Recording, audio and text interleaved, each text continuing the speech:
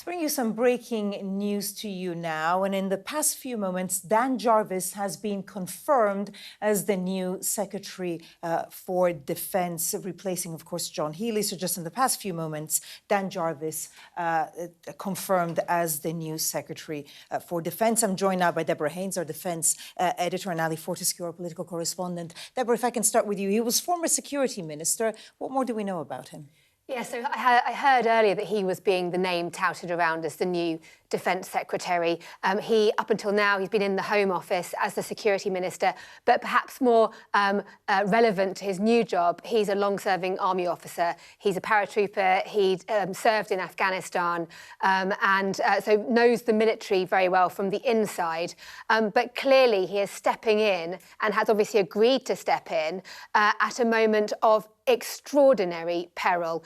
Like I was saying in my report, I can't think of an equivalent time that a Defence Secretary has quit with such a damning condemnation of the government's own policy on defence, that they're not spending enough. Then you had Al Khan's, moments after appearing on Cathy Newman's show, also leaving with this excoriating resignation letter, not just condemning the Prime Minister over his failure to fund defence sufficiently, but also condemning him about the entire defence review, saying it's out of date, focused on the wrong things, preparing to fight the last war when our enemies are preparing to fight the future war.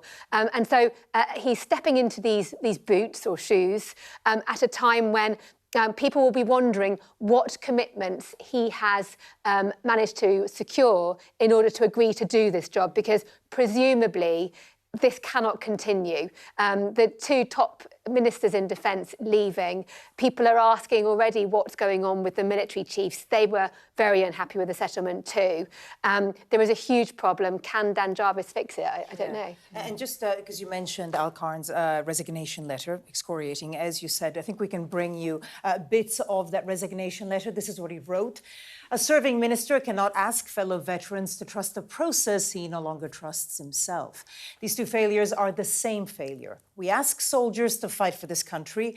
In return, we owe them the kit to do the job and the loyalty to stand by them when it's done. We are failing on both. So very strong words there. Ali, if I can go to you now. OK, so at least now there is a Secretary for Defence, but this leaves the whole government, especially on the issue of defence, in a very precarious situation. Definitely, but I think Number 10 will be pleased with this, because if it got to the stage this evening where we didn't have a new Defence Secretary, where there was a vacancy for Defence Secretary, Defence Minister and two PPSs, that would have been really difficult territory if they were roping someone in who wasn't up to the job. I think, Dan Jarvis is someone who is very well respected. He used to be the Mayor of South Yorkshire. He obviously was recently Security Minister, someone who the parties looked to previously. People wanted him to run as leader, but he never did. He is someone who... his name, as you were saying, was being talked about, Luke Pollard's name as well, another minister. But I was unclear as to whether he would be willing to kind of swallow the defence investment plan, but it sounds like he has. I mean, I don't think we're going to see any changes now. So that's very interesting, but we're in a position now where there is a Defence Secretary. But look, as you say, this is not the end of the road this is not the end of this problem for the Prime Minister.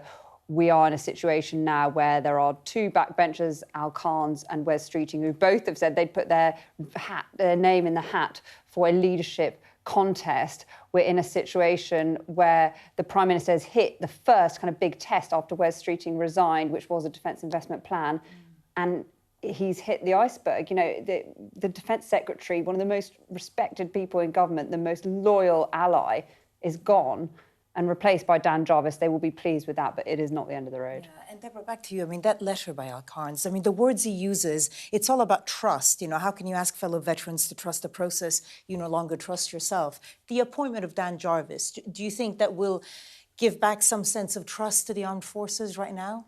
Well, that specific bit is it's not related to the Defence Investment Plan. It's all to do with the Northern Ireland Bill and real concerns that veterans are being betrayed by a government that is hounding them for their service, which is another issue that is very close to Al Carnes' heart. But on the wider defence debacle, let's face it. I mean, tonight, the entire government's defence plans are in disarray. And we'd been expecting tomorrow, I've been reporting this all week, actually. I went down there a week ago for companies to be in Swindon for a big announcement about a huge drone testing factory that's going to be built, a drone testing centre, with lots of ministers, companies meant to be there, all talking about defence. I'll probably go and have a look and see who turns up because, let's face it, the threats haven't gone away, the challenges still remain, the government is in chaos, but defence is a huge priority.